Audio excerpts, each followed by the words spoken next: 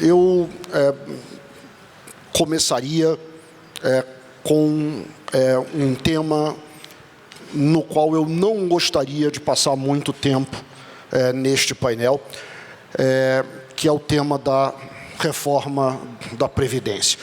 Nós, no final de fevereiro, fizemos a nossa CEO Conference, na qual vieram falar economistas, investidores, empresários, jornalistas, políticos, e todos falaram quase somente a respeito da reforma da Previdência. Passaram-se vários meses, nós estamos agora, vamos dizer assim, se espera nas proximidades de ver algum avanço mais concreto nesse sentido.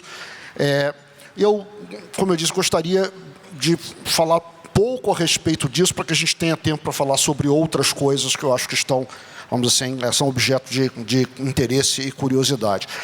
Eu pediria só a cada um de vocês que dissesse, se achar que vale a pena, algumas poucas palavras a respeito do que é o mais importante neste momento em termos dos desenvolvimentos recentes na votação da reforma da Previdência. Uma coisa breve, 2 ou 3 minutos, e a partir daí a gente, vamos dizer assim, passa para outra temática. Só para que a gente não fique sem o privilégio da perspectiva de vocês que estão olhando para isso lá de Brasília, ao contrário de nós que estamos vendo bastante mais de longe. Bom, antes de tudo, obrigado, BTG, por convidar a mim e o Carlos a estar aqui, falar com vocês, conversa com o Eduardo. Eu acho que a gente tem uma notícia boa. A notícia boa é que a reforma da Previdência se tornou uma reforma popular. Coisas que eram muito difíceis há 2, 3 anos atrás, estabelecer a idade mínima, uma regra de transição, que na proposta do governo Temer, a regra de transição era de 20 anos, agora a transição é em média 7 anos. Tudo isso a sociedade aceita. Então, e o mais impressionante é que hoje a aprovação da reforma da Previdência depende muito pouco da capacidade do governo construir uma base política sólida. Até 2 meses, 3 meses atrás, eu falava muito que a economia que viria da reforma da Previdência ia depender muito da habilidade política do governo de construir sua base. Mas esse cenário mudou. A reforma da Previdência ela foi incorporada pelo Congresso Nacional, então hoje, independentemente da base política do governo, a gente sabe que nós teremos uma reforma da Previdência sólida. Quando eu falo sólida, é uma reforma da Previdência que vai trazer uma economia em 10 anos acima de 800 bilhões, junto com algumas outras medidas que já foram aprovadas, como a MP 871, que aumenta a fiscalização na concessão da aposentadoria rural. A economia hoje já está divulgado, com o relatório do deputado Samuel, com a MP 871, que já foi aprovada. Nós já estamos projetando a economia de 10 anos, que é ali muito próximo a 900 bilhões, a 1 trilhão. Então, assim, se vai atrasar 1 semana, 2 semanas, 3 semanas, a reforma da Previdência no Brasil está atrasada há 2 décadas, há 20 anos. Então, um atraso de 1 a 2 semanas, eu acho que isso é o mínimo. Então, estou bastante confiante, eu diria até um certo ponto impressionado. Há 3 anos atrás, ninguém falava de reforma da Previdência, era um tema muito difícil. O Ministério da Fazenda, no início de 2017, ficou proibido de divulgar um PowerPoint na sua página que mostrasse que tinha déficit da Previdência por uma decisão do juiz federal de primeira instância. Tudo isso passou. Houve uma CPI no Senado Federal, no primeiro semestre de 2017, que chegou à conclusão que não existia déficit da Previdência. Tudo isso passou. Então, agora, é uma reforma que se tornou popular, tem um apoio do Congresso, independentemente de base do governo, e tem uma proposta muito boa que o governo enviou, que o ministro Paulo Guedes foi o grande defensor dessa proposta, batalhou muito, e eu acho que agora a gente chegou naquele momento ideal de aprovar a reforma da Previdência. Então, independentemente do dia exato da votação, se haverá um atraso de 1 a 2 ou 3 semanas, eu acho que isso é o mínimo, porque agora, de fato, eu sinto em Brasília um ambiente muito positivo para a aprovação da reforma da Previdência. Terminando, a questão de Estado e município está sendo negociado. O que eu posso falar para vocês com muita convicção é o seguinte: poderá ter equilíbrio fiscal nos estados sem reforma da Previdência? A resposta é não. 2/3 dos funcionários públicos nos estados estão em regimes especiais, que a idade média de aposentadoria é 49 anos de idade. Se a gente não mudar isso, não haverá equilíbrio fiscal nos estados. Então, da que forma os estados e municípios entrarão na reforma da Previdência, isso está sendo discutido. Mas é essencial que a reforma da Previdência também passe a valer para estados e municípios. Carlos, gostaria de falar um pouco a respeito disso também? Ou não, eu vou falar mais sobre o tema político, que eu acho que institucional, eu acho que é a grande novidade que nós temos nesses primeiros 6 meses. Eu não sei se vocês lembram, mas no início do ano nós fomos muito criticados por não termos apostado na reforma que foi deixada pelo governo anterior, uma reforma de pouco mais de 400 bilhões de reais, e muitos o tempo todo diziam, olha, vai lá, pega carona. Fomos duramente criticados, inclusive por pessoas que que compartilhavam das mesmas convicções que nós, né? E nós falávamos, olha, vamos conseguir uma coisa mais ampla, nós vamos construir algo, e muita gente, inclusive, me diz, que mágica é essa que vocês têm, né? Olha, não é mágica. Aí eu lembrei do Martin Luther King, ele foi falar com o então presidente Lyndon Johnson, que era um grande defensor do Civil Rights Movement, logo que o Lyndon Johnson assumiu a presidência americana. E o Martin Luther King chegou para o Lyndon Johnson e falou, olha, chegou a nossa hora, mande o projeto do Civil Rights para o Congresso. E o Lyndon Johnson, de forma muito sábia, falou, olha, esse assunto não está maduro. Esse assunto não está maduro. Se a gente enviar agora para o Congresso, é capaz de nós sofrermos uma derrota e nós vamos precisar depois ficar décadas rediscutindo esse tema. Mas eu vou te ajudar. Faça o que você precisa fazer. Ele fez todas aquelas marchas pelo país e tal, e no momento certo isso vai passar. Chega o presidente Kennedy, que não era uma pessoa envolvida no movimento de Civil Rights, o assunto estava maduro, ele envia para o Congresso e passa de forma avassaladora. O amadurecimento de visões sobre a sociedade é uma das coisas mais importantes para que os processos de transformação ocorram. O que aconteceu nesse primeiro semestre foi o amadurecimento de uma agenda liberal para o nosso país, que tem como primeiro passo a reforma da Previdência. Uma reforma absolutamente fundamental, sem a qual a gente não garante o equilíbrio fiscal, sem a qual a gente não garante a estabilização de um Estado responsável do ponto de vista fiscal e que não vai sofrer no futuro. O que aconteceu nesses primeiros 6 meses foi uma mudança. A reforma da Previdência passou a ser desejada, às vezes até desejada demais, porque começa a querer todo mundo ser pai da criança, o que é ótimo, e a gente tem que ser capaz de dividir os louros, como inclusive estava sendo falado aqui antes, mas uma vez entrando num ciclo político virtuoso, as outras reformas começam a andar muito mais rápido. A gente não pode enxergar a reforma da Previdência fora de um contexto de uma mudança política de um país que tinha uma visão que era contra a empresa, contra lucro, a favor de um governo intervencionista, de uma economia planificada, e que agora começa a defender o oposto disso.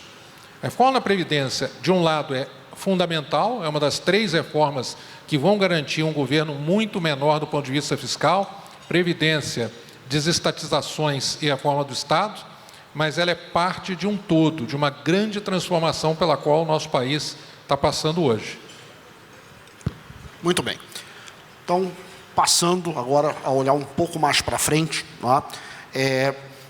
O foco até agora, justificadamente, na minha opinião, foi de fato a reforma da Previdência, uma tentativa de não dispersar esforços, não criar ruídos que pudessem atrapalhar a tramitação dessa reforma tão importante, mas evidentemente que a preocupação existe sobre o que mais que a gente vai fazer e o que mais que a gente precisa fazer.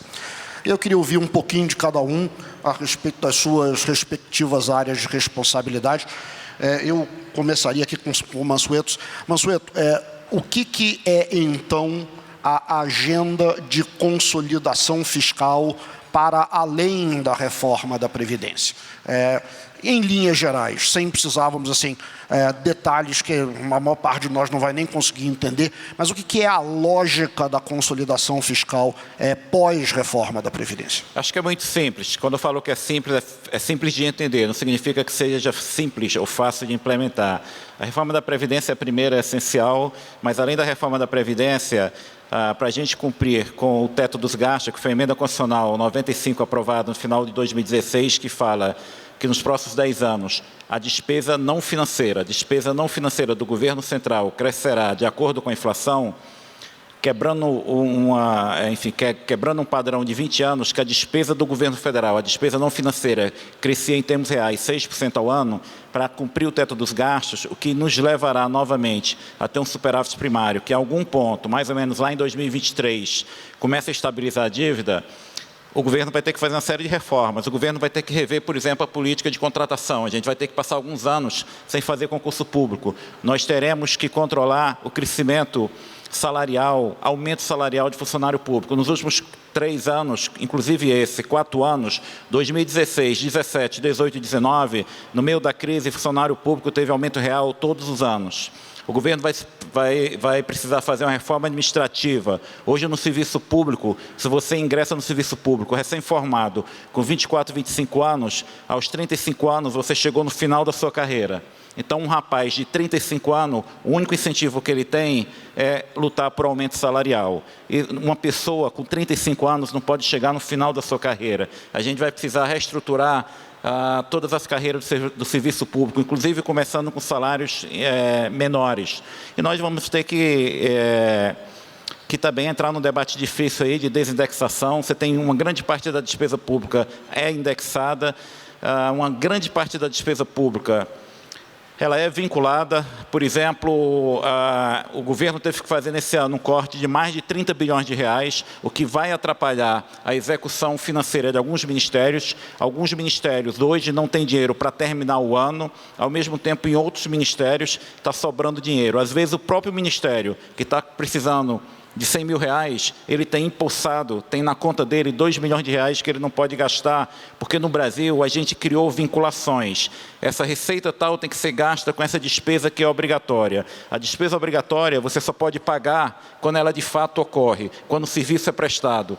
Quando o serviço não é prestado, o dinheiro fica parado e, às vezes, o mesmo ministério precisa de 100 mil reais para algo que é importante e ele não pode pegar daquele dinheiro. Essas amarras, que eu não vou me alongar aqui, mas hoje atrapalha excessivamente o funcionamento do serviço público. Então, a gente vai ter que controlar pessoal, controlar o aumento salarial, fazer a reforma da Previdência, tentar privatização. Tem 2 tipos de estatais. Estatais que não precisam, no dia a dia, do dinheiro do governo, que a gente chama estatal não dependente, que é o caso da Petrobras, da Eletrobras. E tem um grupo de estatais que, no dia a dia, precisa de dinheiro do governo, que se chama estatais dependentes, como, por exemplo, 2 hospitais que o governo tem no Rio Grande do Sul, como algumas companhias de transporte urbano, de trem, que o governo é dono. E todo ano o governo tem que mandar dinheiro para essas companhias. Isso nos custa, por ano, de 15 a 20 bilhões de reais.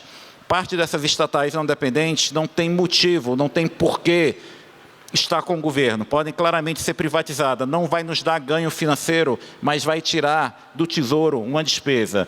Essa agenda é simples, essa agenda é dificílima. Você parar concurso público, não dar aumento salarial, não é algo fácil, é algo que será testado, mas é essencial para o governo cumprir o teto dos gastos. O governo cumprindo o teto dos gastos significa que, num período de 4 anos, a despesa não financeira do governo federal cairá 2 pontos do PIB. A gente voltará a ter um superávit primário, ainda que pequeno, no final desse governo. Mas esse não é um cenário ruim. Ontem a gente divulgou um estudo da projeção de dívida pelos próximos 10 anos. A dívida bruta do Brasil, sem a gente colocar na conta a receita de privatização, que a receita de privatização, ela reduz a dívida. Mesmo sem levar em conta a receita de privatização, a nossa dívida, ela chega a 82% do PIB lá em 2023 e depois ela começa a cair. E com superávit primário de 2 pontos do PIB, ela termina a próxima década, lá em 2028, na casa de 71% do PIB. Isso com a taxa de juros de 7,5%. O Brasil pode estar caminhando para um cenário de médio e longo prazo de juros muito baixo. A trajetória da dívida será melhor. Eu pedi à ANP, Agência Nacional de Petróleo, para fazer um exercício para mim, falando o seguinte: vamos supor que o Brasil não vai mais descobrir nenhum poço de petróleo, mas com o que já existe, vai começar a ser explorado, quanto isso vai nos dar de arrecadação para o setor público na próxima década. Na segunda metade da próxima década, lá em 2026, 2027, isso vai nos dar uma CPMF, vai nos dar 1,5% do PIB. Então, a gente tem uma chance grande, fazendo as reformas corretas, desse país entrar numa trajetória sustentável. Há riscos? Há risco da gente transformar tudo isso, inclusive aumento de arrecadação ligado ao setor de petróleo, em aumento salarial. Esse é um risco? A gente fez isso há pouco tempo. Em alguns anos atrás, o Brasil fez isso. O Brasil estava incentivando uma empresa a comprar outra empresa. Estava incentivando uma empresa que nunca construiu navio, construir navio que saía torto. Esse tipo de coisa a gente não pode fazer novamente. A gente não pode desperdiçar uma crise tão séria. Crise são também janelas de oportunidades para se fazer reformas. Nós não podemos perder a chance de fazer as reformas que o país precisa. Muito bem. Eu queria só lembrar a todos vocês que nós temos a possibilidade de vocês mandarem perguntas pelo aplicativo para os palestrantes. Vocês talvez não tenham visto ainda. Carlos, de novo, olhando para além da reforma da Previdência, o que são, vamos dizer assim, os temas principais do que a gente poderia talvez chamar de agenda microeconômica? Né? O que a gente vai fazer no sentido ou com o objetivo de melhorar, vamos dizer, a perspectiva para o crescimento potencial do PIB do país?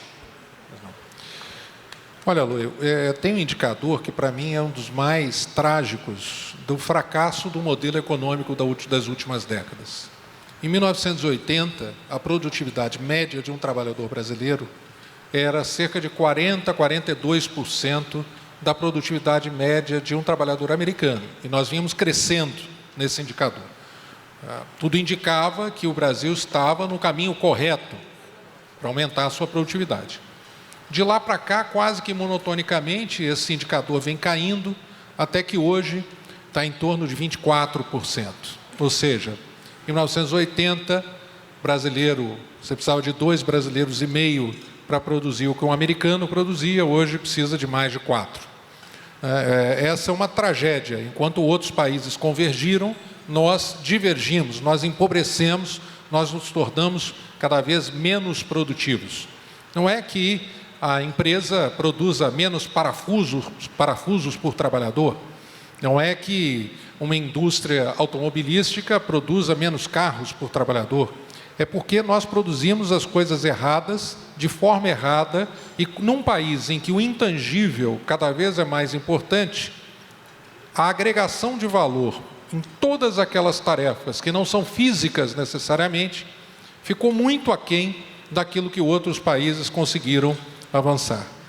Esse cenário, por um lado, é trágico, mas por outro lado é auspicioso, é muito promissor, porque se nós retomarmos os 40%, que eu acho que é uma meta absolutamente factível nos próximos anos que nós tínhamos em 1980, né, sem gerar inflação, sem gerar nada disso, que é do lado da oferta, nós vamos ter um ciclo de crescimento econômico bastante robusto nos próximos anos. Para isso, nós precisamos, em primeiro lugar, desfazer alguns pilares do modelo econômico das últimas décadas, sendo que o principal deles foi tornar o Brasil uma economia planificada, uma economia com muito mais características do que era o leste europeu antes da queda do Muro de Berlim, do que até mesmo outras economias latino-americanas. Hoje em dia, praticamente todo o setor é excessivamente regulado. Vou só pegar alguns casos muito simples. Mensalidades escolares. As mensalidades escolares são precificadas de acordo com uma planilha definida por lei. E pior, não leva em conta a inadimplência, que deveria sair da margem de lucro do investidor. Inadimplência é essa que só vem crescendo no mercado que também tem que manter o aluno, ainda que ele não pague uma mensalidade até o final do ano, no caso da educação básica, e até o final do semestre no caso do ensino superior. Então, é só um exemplo. A navegação, o turismo náutico, por exemplo, que movimenta no Mediterrâneo hoje mais do que os hotéis faturam nas cidades costeiras, no Brasil é inviável, porque nem o Amir Klink, que tem 250 mil milhas náuticas navegadas, pode atuar como um capitão profissional. Porque para você ser capitão profissional e alugar o seu veleiro de 20 pés, digamos, você precisa ser capitão profissional, passar por um curso de 7 anos em tempo integral na Marinha Mercante. Aí você é qualificado para alugar o seu veleiro de 20 pés ou para pilotar um rebocador de um superpetroleiro. Como ninguém vai fazer em sã consciência isso, para pilotar fazer um charter de um navio de 20 pés, nós não temos nenhuma pessoa, nenhum barco hoje fazendo charter de maneira regular no Brasil. Ora, vocês que trabalham com seguros, por exemplo, sabem que essa é uma atividade intensiva em seguro. Você faz um charter de um navio, você tem um capitão responsável, muitas vezes esse capitão não vai. A Moorings, por exemplo, é uma empresa de trilhão já no mundo, de potencial de mercado, de bilhões de faturamento. Ela não vem para o Brasil, porque ela não consegue fazer seguro dos barcos, poderiam ser milhares na costa brasileira, porque não tem um capitão habilitado. É um exemplo do que acontece em praticamente todos os setores brasileiros. Toda a nossa economia tem regulações que o tornam excessivamente planificados, o governo definindo como cada setor e cada empresa deve agir. Então, esse é o principal pilar das reformas de reconstituição dos mercados que nós estamos começando a fazer. Nós não temos divulgado muito isso, nosso foco é a reforma da Previdência, até porque com a reforma da Previdência todas as medidas de aumento da produtividade têm uma potência muito maior. Mas só um exemplo, o Brasil é um dos 4 países do mundo que tem controle de preço de medicamento. Praticamente todos os outros só têm controle de preço para medicamento nas compras públicas. Mas o Brasil controla o preço de todo o medicamento. Nós liberamos os preços dos medicamentos isentos de prescrição. Foi um grande avanço. E a coisa mais interessante é essa, eram preços controlados com o preço máximo, só que ninguém vendia pelo preço máximo. O que parecia um paradoxo, você tem um preço máximo que não é binding, não é restritivo. Então, vamos tirar o preço máximo? Por que a gente não tira o preço máximo? Aí tinha uma discussão lá, a gente fez um estudo que dizia o seguinte, no momento que se aumentava o preço máximo, que ninguém vendia por ele, todos os preços aumentavam. Fala, mas não tem razão nenhuma para todos os preços aumentaram quando você aumenta um preço máximo que não é restritivo. Isso não está relacionado a nenhuma coisa que naquele dia...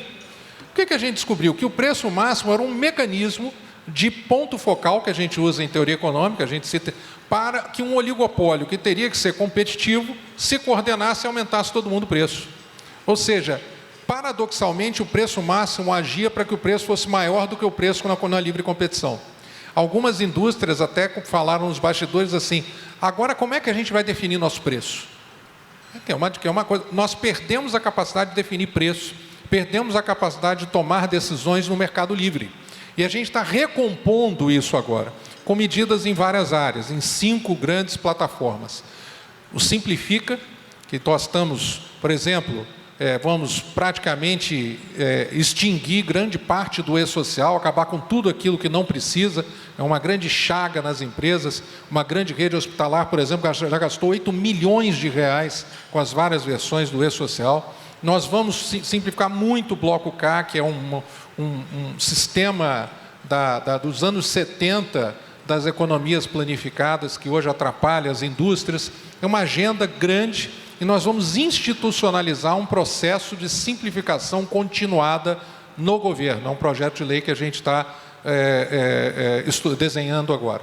O segundo é o Pro-Infra, com várias medidas de desregulamentação do setor de infra. Vamos ter uma lei, inclusive, de financiamento privado de infraestrutura. Vai ser o choque do financiamento privado de infraestrutura. Projeto de lei feito com várias pessoas que, inclusive, estão aqui, com várias pessoas do mercado, cidadãos e assim por diante.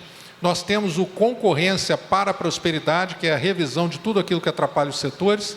O Brasil 4.0, que é adotarmos as melhores lições para que o país salte para uma economia mais moderna e digital, e a nova Estratégia Nacional de Qualificação, que, inclusive com uma reunião de anúncio, sobre debaixo do radar que nós fizemos há 2 semanas, a OCDE, que nos ajudou, disse que é a estratégia de qualificação mais avançada e liberal do mundo, que nós vamos começar a implementar. Então, nós temos uma agenda baseada em todos os diagnósticos que indicam por que nossa produtividade é baixa, além da reforma tributária e da integração global com a abertura comercial, que está bastante sistematizada, com uma visão moderna, com uma visão liberal, a favor da livre iniciativa, mercados que funcionam plenamente, que tem um potencial extraordinário de fazer com que o Brasil cresça muito nos próximos anos. Carlos, eu tenho aqui já 2 provocações da plateia que eu queria, vamos dizer assim, enganchar nisso que você acabou de dizer. Uma pergunta, que é uma pergunta que me chegou aqui, é a respeito de timing. Tá? Quando é que você julga que nós estaremos olhando para essa agenda e vendo essa agenda como tendo feito um progresso significativo em sua implementação? E 2, é uma questão que não é tanto a respeito do timing, é mais a respeito da potência. O que você acha que é uma estimativa, vamos dizer assim, realista do crescimento potencial do PIB do Brasil, uma vez que nós tenhamos, em qualquer timing que seja, completado essa lista de tarefas aí que você descreveu? Olha, sobre timing, nós já começamos a implementação de vários itens dessa agenda, né? Um dos itens mais importantes, por exemplo, do Concorrência para Prosperidade, é o novo mercado de gás, que está aí na fase final, esperando uma decisão do CAD para que ele viabilize um volume extraordinário de investimentos e uma queda do preço do gás nos próximos anos. Um outro, a lei do saneamento, que está aí também na fase final no Congresso. Estamos trabalhando para corrigir algumas distorções que foram introduzidas em última hora no Senado, estamos confiantes disso. O potencial da nova lei do saneamento é de trazer 700 mil empregos e 500 bilhões de reais nos próximos anos de investimento em saneamento. Nós temos também trabalhado, ontem baixamos uma portaria importantíssima no sentido de abertura comercial, também embaixo do radar, que foram as novas normas para a concessão de ex-tarifários, para importação de bens de capital, bens de informática, com 0 de imposto de importação, quando não há equivalente nacional a ser entregue no prazo disponível para uma importação. Isso vai gerar um aumento bastante significativo da importação de máquinas, equipamentos, bens de capital, bens de informática, que não têm equivalentes nacionais, porque muitos usavam de determinados artifícios, assim, não tem, mas vai ter daqui a um ano. Isso era uma justificativa para a não concessão do ex-tarifário. Nós eliminamos isso, essa foi uma portaria importante ontem, que gerou, assim, muitos aplausos das indústrias compradoras de máquinas e equipamentos. Nós temos uma série de medidas que nós já estamos implementando. O que nós não quisemos e não queremos é tirar o foco agora da reforma da Previdência. Uma vez aprovada a reforma da Previdência, pelo menos na Câmara, a gente está confiante de que isso acontecerá nas próximas semanas, aí nós começamos a divulgar a nossa proposta de reforma tributária, todas as agendas, toda a agenda de reformas a favor da produtividade. Então, tem um exemplo. Nós assinamos o Protocolo de Madrid. O presidente assinou ontem. O Protocolo de Madrid é o reconhecimento cruzado de marcas em todos os países signatários. Isso é extremamente importante para as indústrias que dependem de marcas. Lembra que produtividade não é física. A maior parte da produtividade hoje é intangível no mundo. Então, reconhecimento cruzado de marcas é algo fundamental. Era uma proposta que estava parada no Congresso há 16 anos, que nós conseguimos destravar e aprovar. E o presidente assinou. Nós temos o plano de ataque ao backlog do INPI, também fundamental para a produtividade. O backlog para aprovação de patentes hoje no Brasil é de 11 anos. Outro dia foi aprovado a patente do Nokia 8210. É isso, essa é a verdade. Então, nós temos um mecanismo protecionista assim, absolutamente ineficiente, e nós vamos anunciar, semana que vem, o plano de ataque vai acabar com o backlog em 2 anos. Então, tem uma série de coisas que já estão sendo implementadas. Nós ainda não fomos a público para, com todo digamos, o aparato de comunicação divulgar, mas nós estamos indo, nós estamos avançando. Cadastro positivo, uma medida que foi deixada pelo governo anterior e que as pessoas acreditavam que não ia ser aprovada, nós conseguimos aprovar, na véspera quase perdemos, mas um diálogo com o Congresso muito produtivo, muito franco, um novo equilíbrio, fez com que ele fosse aprovado no dia seguinte. Então, nós estamos num momento importante. O timing é esse, o timing é agora, o timing é mês que vem a divulgação total, mas esse mês já começando a implementar. Agora, a potência disso. Eu antigamente falava, eu parei de falar, para falar, todo mundo falar, é um número muito grande. Mas, basicamente, assim, se a gente pensar que a gente já teve 40% da produtividade média de um trabalhador norte-americano em 1980. E hoje nós temos 24%. Se a gente não conseguir retomar pelo menos os 40%, eu acho que nós fracassamos. Acho que o Brasil, se não conseguir voltar a 40% de produtividade média de um trabalhador americano, nós fracassamos como país. Então, a pergunta é, em quanto tempo nós recuperamos pelo menos os 40%? E eu acho que nós conseguimos fazer isso de 10 a 12 anos. Se a gente conseguir recuperar a produtividade do trabalho, fora os outros fatores como, que podem afetar, como aumento de número de trabalhadores, aumento da taxa de participação, nós já conseguimos todo o bônus demográfico, mas a nossa participação da população que está no mercado de trabalho, sobretudo, ainda não chegou no seu ápice, a gente está falando de um crescimento de PIB potencial próximo de 4% ao ano. Olha, é muito quando se a gente já tivesse com 50%, 60%, 70% da produtividade média do benchmark que a gente tem que ter. Agora, nós nos atrasamos tanto, que eu acho que a gente pode e deve crescer a 4% ao ano. Mas vai faltar eletricidade, vai faltar isso, vai faltar aquilo. Olha, se nós tivermos um ambiente regulatório adequado, nós vamos ter investimento. Nós vamos ter investimento, e muito investimento, e isso vai contribuir para o crescimento, porque isso também é atividade econômica.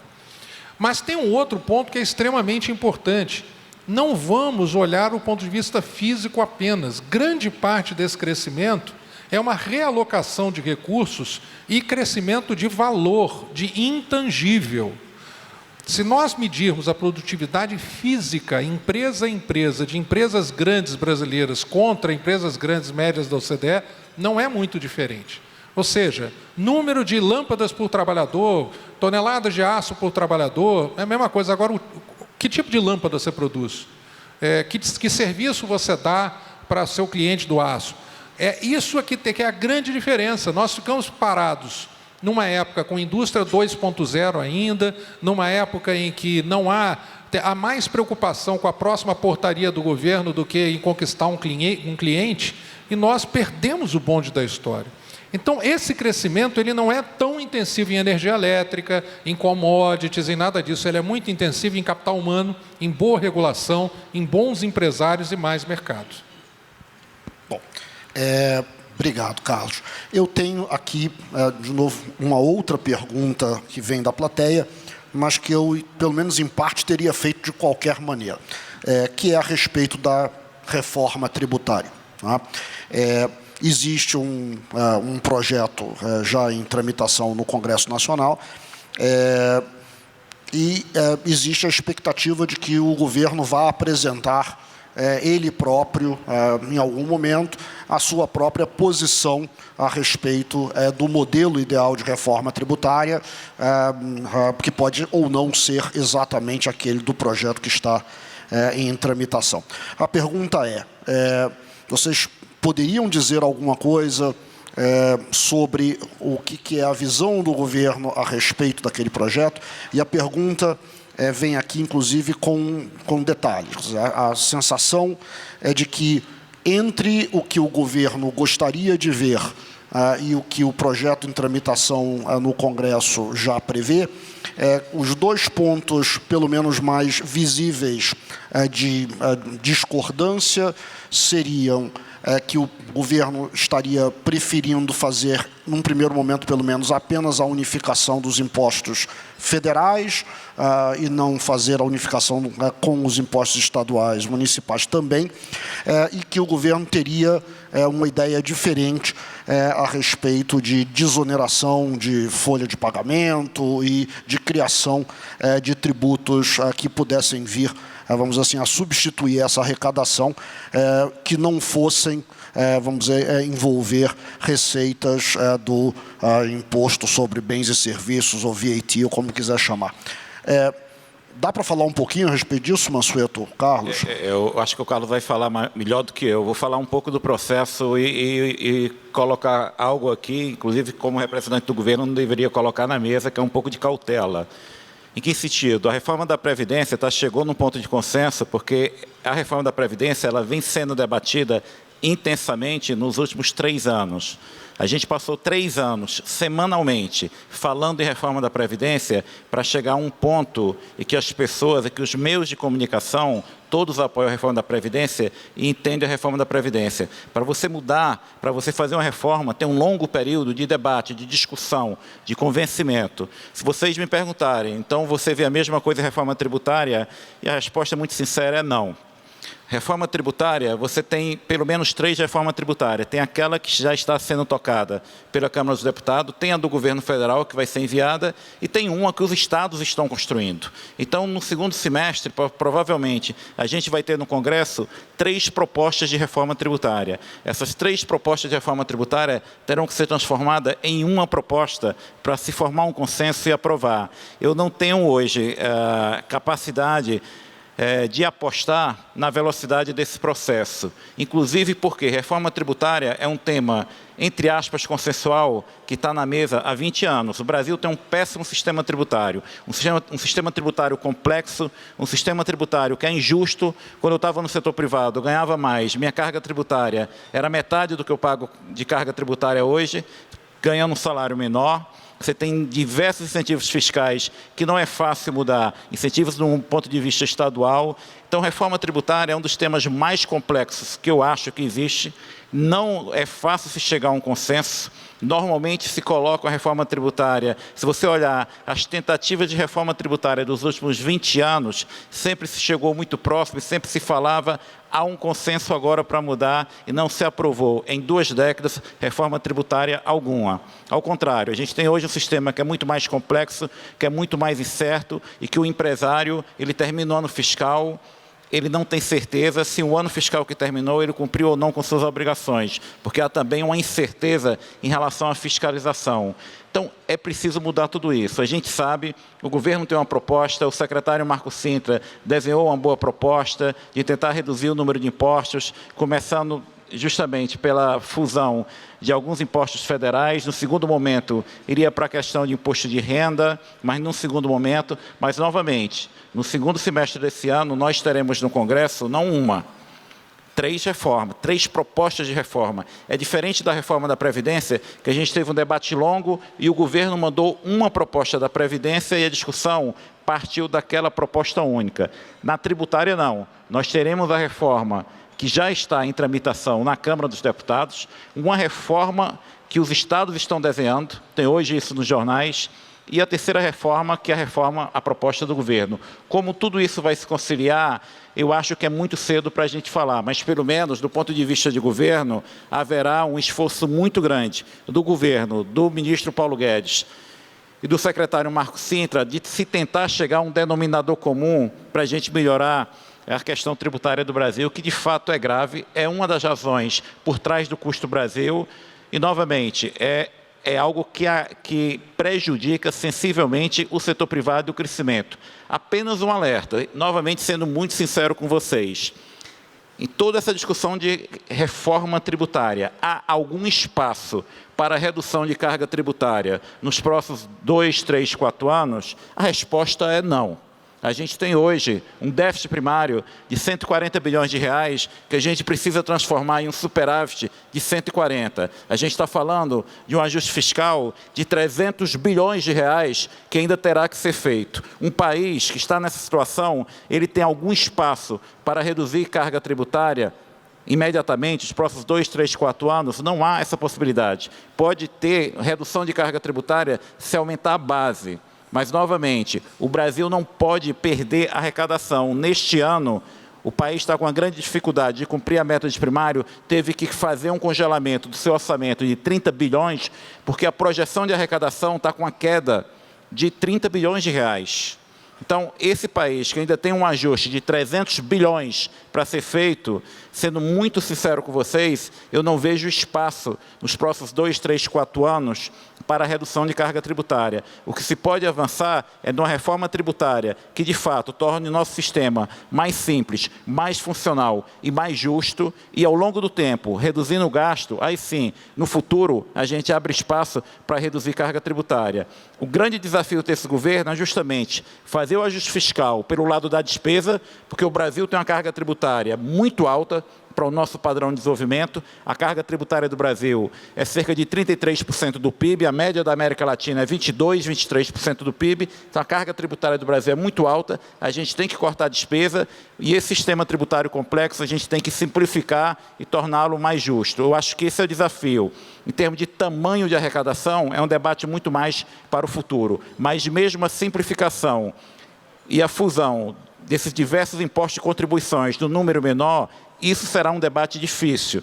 Se a gente avançar nesse debate e aprovar a reforma da Previdência em algum momento do próximo ano, eu me daria por muito satisfeito, porque esse é um debate difícil, tão difícil ou mais que a reforma da Previdência. Carlos. Olha,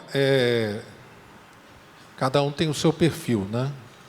Ele cuida do Tesouro Nacional, eu cuido da produtividade do emprego. Então, a visão do meu querido amigo Mansueto, das pessoas que eu mais respeito, vai sempre ser um pouco mais sombria, né? Tem que ser mesmo. A minha visão, eu costumo ser mais otimista. E eu acho o seguinte, agora fora de brincadeira, mas sendo bastante sério. Nós temos hoje um sistema tributário que tem 4 características nefastas. Primeiro, como o Mansueto disse, tem uma carga total excessiva. Né? 33% do PIB é algo totalmente desproporcional com o nível de renda que a gente tem. Segundo, complexo. Na média, uma empresa brasileira gasta 1.952 horas para achar que está fazendo tudo certo.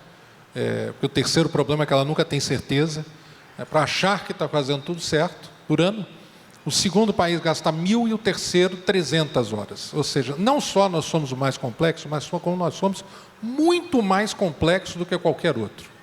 O terceiro é que é incerto, você não sabe mais se você está fazendo a coisa certa, sai uma solução de consulta, uma instrução normativa da Receita, rever tudo que você pagou nos últimos 5 anos, você descobre que tem um passivo que muitas vezes não foi provisionado, porque é a chamada incerteza não knightiana, você não consegue nem mapear os riscos possíveis que você tem. E o quarto é excessivamente concentrado em produção e emprego. Eu tenho convicção de que nós vamos avançar nesses 4. Tenho convicção de que nós vamos ser muito menos complexos, muito mais seguros, com uma carga que, não nos próximos 2 anos, mas daqui a 3, 4, eu não diria 4 anos, mas eu acho que daqui a 3, 4 anos, como porcentagem do PIB, eu acho que ela já pode começar a cair, mas, por outro lado, a incidência sobre quem paga já vai começar a cair imediatamente, porque a gente quer ampliar o número de quem paga, porque nós temos hoje uma informalidade excessiva, e reduzir a incidência sobre quem paga. Isso pode ser imediatamente. Né? Então, nós podemos reduzir a incidência imediatamente e recomeçar a reduzir carga com um porcentagem do PIB mais à frente, dependendo da velocidade de crescimento do PIB. E quarto, todas as reformas que estão sobre a mesa têm uma redução de incidência sobre produção e emprego. Então, qual será a reforma, eu também não sei. Qual será a reforma é uma incógnita. Nós estamos há 20 anos, principalmente por um problema que ainda não foi resolvido, que nós estamos tratando dele, conversando com muita gente, que é o Pacto Federativo. Nós temos um Pacto Federativo que ainda não foi bem resolvido, e que nós precisamos resolver. Eu acho que nós estamos no momento de resolvê-lo. Então, eu sou otimista porque eu acho que nós vamos ter uma reforma muito boa, mas não porque lá no final nós vamos ter um sistema muito bom, necessariamente. Pode ser que ele não seja um sistema muito bom, mas é tão ruim o que nós temos hoje que vai ser um delta muito positivo. Eu acho que se a gente vai ter um sistema mais moderno e que não vai necessitar de uma outra reforma daqui a 5 anos, eu não sei. Se a gente vai equacionar todos os problemas, não sei. Como, também não sei. Mas há um consenso tão grande, talvez seja um dos maiores consensos hoje, que nós temos que resolver esses 4 problemas. De todos os espectros da política, todo mundo concorda que nós temos que resolver esses 4 problemas. Então, quando há uma convergência tão grande assim, me dá a tranquilidade que nós vamos avançar, e nós vamos avançar bastante. Não sei como, por isso que eu sou otimista, estou enxergando talvez o copo meio cheio, mas é assim mesmo, porque, mais uma vez, quem tem 24% da produtividade média do trabalhador americano, se chegar a 40%, tem tanto para crescer que a gente tem que comemorar. Então, se a gente tem 1.952 horas, se baixar para 1.000, empatar com o segundo lugar, ainda é 3 vezes mais do que o terceiro lugar, mas é metade do que tem hoje. Então, o Brasil hoje tem uma possibilidade de avançar com a reforma tributária que, a meu ver, nós não vemos há muito tempo. Muito bem. Eu não gostaria de terminar, e a gente tem 3 minutos e 46 segundos só, sem aproveitar a presença do Mansueto para ouvir dele a respeito do plano Mansueto. Mansueto, em 3 minutos, sem nos humilhar, vamos dizer assim, com a sua erudição a respeito do tema, é uma forma que a gente entenda o que é a lógica do plano Mansueto para os estados. A lógica é muito simples. A gente tem 27 estados. Dos 27 estados, hoje, a gente tem 3 estados numa situação muito grave, que é Rio de Janeiro, Rio Grande do Sul e Minas Gerais. O mais grave é Minas Gerais. Quando o Rio Grande do Sul entrou no regime de recuperação fiscal, há cerca de 2 anos atrás, Rio de Janeiro, o ajuste que o Rio de Janeiro tinha que fazer em 6 anos era 93 bilhões de reais. Essa conta para Minas Gerais é um pouquinho maior, 130 bilhões de reais. Então, o desequilíbrio fiscal de Minas Gerais é muito superior ao desequilíbrio fiscal do Rio. Então, esses estados muito endividados é outro plano. É o regime de recuperação fiscal que já existe. Agora, o plano, o PEF, que algumas pessoas chamam plano Mansueto, Todo mundo chama de plano Mansueto. É um plano seguinte, para aqueles estados que têm nota C, são estados que, em geral, o endividamento deles é baixo. A dívida desses estados não é tão alta, é menos da metade do limite estabelecido pelo Senado, mas eles têm um problema de caixa, eles têm uma despesa muito maior do que o que eles conseguem arrecadar. Para esses estados, a gente está falando o seguinte, eles não se qualificam para pegar um empréstimo com garantia da União. E o que a gente está falando para esses estados é, Estado, governador, nos mostre um plano que, num período de 4 anos, o senhor vai recuperar sua nota B, vai ter poupança, que a gente vai antecipar imediatamente parte desse benefício. A gente vai deixar o seu governo pegar um empréstimo com qualquer banco, com garantia da União, só que o empréstimo será liberado em tranches, em parcelas, como era o programa do FMI. A gente, todo ano, vai acompanhar o Estado para saber se, de fato, a situação fiscal dele está melhorando. Se melhorar, ele recebe a parcela adicional. Se não, as parcelas são canceladas. Esse programa é muito controlado e o espaço dele é muito pequeno. Se todos os 13 estados que têm nota C, dos 27, 13 estados têm nota C, entrassem no programa, a gente está falando aí de uma liberação por ano, algo como 6, 7 bilhões. Então, se todos os estados entrassem, que podem, e todos não cumprissem o acordado, a perda para o Tesouro seria 6, 7 bilhões. Então, é um programa muito bem controlado, com uma série de indicadores, e, diferente de vários outros programas do governo, a liberação do empréstimo vai ser por parcelas, em 3 parcelas. E a gente colocou alguns incentivos adicionais, que ele pode receber uma parcela maior, essa parcela de 3 pode se transformar em 2, se ele fizer privatização. Não é obrigatório. Diferente de vários outros programas, nesse eu olho para um indicador, poupança corrente do Estado. A receita do Estado menos a despesa, com pessoal, custeio e serviço da dívida.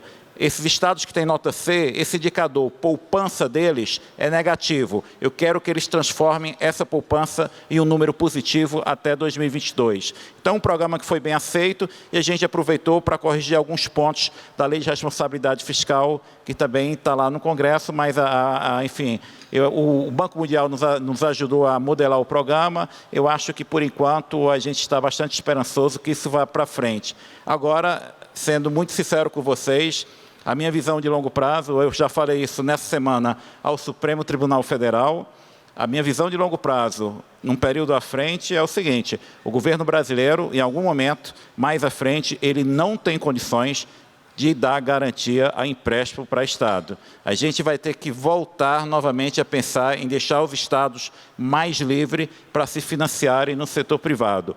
Por que eu estou falando isso? Porque o Estado brasileiro não deve dar garantia em empréstimo para Estado. Porque o nível de judicialização chegou a um ponto tal que eu não consigo mais exercer nem as garantias, nem contra-garantia. Isso acaba sendo uma injustiça no funcionamento do mercado de empréstimo dos Estados entre os maiores e os menores. Então, vai chegar um ponto, um dos meus objetivos é realmente tirar o Tesouro Nacional dessa capacidade que ele tem de dar garantia em empréstimo para Estados. Mansueto, obrigado. Apareceram aqui 3 minutos extras, eu ganhei de presente. Eu acho que o painel deve estar agradando. Então, do que sobra aqui agora, somente 1 minuto e meio, eu queria fazer uma pergunta ao Carlos. Carlos, que papel terá a mais longo prazo o BNDES no nosso modelo de crescimento? A casa onde você já esteve, o que se imagina que é o papel dessa instituição a longo prazo? Olha, você me colocou numa saia justa aqui, porque o BNDES não está sob minha responsabilidade, mas eu vou falar um pouco sobre os pilares que são os pilares com os quais nós concordamos. Primeiro, o BNDES tem que, como nós temos dito, despedalar, né? O BNDES tem que devolver o mais rápido possível os recursos para o Tesouro Nacional. Então, isso é número 1. Né? É fundamental que isso ocorra, porque, não porque o Tesouro quer, mas porque, num banco de desenvolvimento, tem como sua missão desenvolver, e uma coisa importante é abrir espaço para o mercado privado, ajudar no equilíbrio fiscal, uma redução da dívida bruta, e hoje esse seria um papel de desenvolvimento para o nosso país. Segundo, ele precisa viabilizar o crowding in, né? Não só reduzir a sua participação no mercado, que já está acontecendo naturalmente, porque as taxas de juros convergiram, não foi só por causa da TLP, ainda que se fosse TJLP, teria acontecido a mesma coisa, porque elas estão praticamente iguais hoje. Pelo contrário, a TLP viabiliza outra coisa, que é securitização, que viabilizaria, inclusive, uma devolução mais rápida dos recursos para o Tesouro, e o crowding in no mercado. Eu acho que isso é o que a gente precisa fazer, mas não apenas sair do mercado, mas pensar em alguns mecanismos, como os que são usados pelo OFC, como os que são usados por algumas instituições de financiamento que corrigem algumas falhas de mercado muito pontuais. O que eu tenho visto é que a oferta de crédito potencial é tão grande, a gente tem realmente visto quase que uma exuberância racional de entrada potencial de recursos de financiamento no Brasil, que a função do BNDES está caindo mesmo, né? A função da BNDESPar está caindo, né? Não tem por que mais a BNDESPar tem em carteira, por exemplo, tantos recursos assim. A função do BNDES como repassador de crédito está caindo.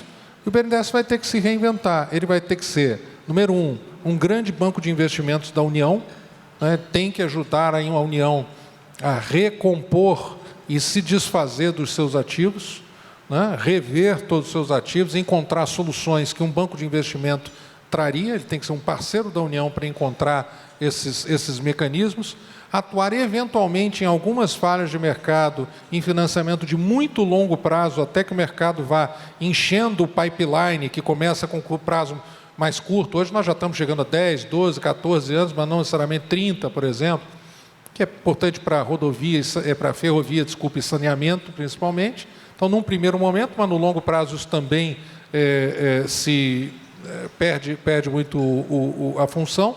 Então, é um banco muito mais enxuto, muito mais focado, que devolva o recurso à União e seja um parceiro na reforma do Estado que a gente está implementando hoje.